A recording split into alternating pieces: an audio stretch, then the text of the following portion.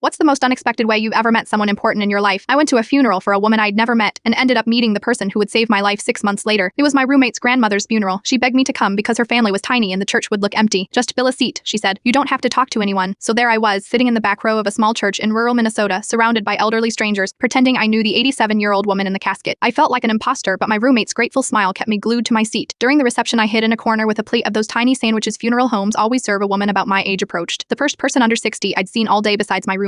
How did you know my grandmother? She asked. I panicked. I didn't. My roommate is your cousin, I guessed, mortified. Instead of being offended, she laughed. Thank God I am here under false pretenses too. My boss made me come because the deceased was his aunt, and he couldn't make it from Chicago. Her name was Ellie, a nurse at the local hospital. We spent the next hour hiding by the dessert table, inappropriately giggling over funeral food and exchanging numbers before leaving. We dexted occasionally, but lived 2 hours apart, so we never actually met up again. Until 6 months later, I was driving home from a late shift when a drunk driver ran a red light. I woke up in the ER with a collapsed lung, internal bleeding, and a team of medical staff hovering over me. As they rushed me towards surgery, a familiar face appeared above me. Funeral girl Ellie, said, her eyes widening in recognition despite my battered face. I am your trauma nurse tonight. Later, she told me she fought to stay on my case through a 12-hour shift. The surgeon later admitted that my injuries were severe enough that I might have died if not for Ellie's quick recognition of a missed bleed that others had overlooked. Something about knowing you even just a little made me extra careful, she confessed days later. I kept thinking, I can't let funeral girl die. We have the weirdest origin story. 2 years later, Ellie was my maid of honor at my wedding. In her speech, she told everyone, we met at a funeral for a woman neither of us knew, and somehow that random act of kindness, showing up to fill an empty seat, created a connection that ended up saving a life. Sometimes I think about how many tiny decisions led to that moment.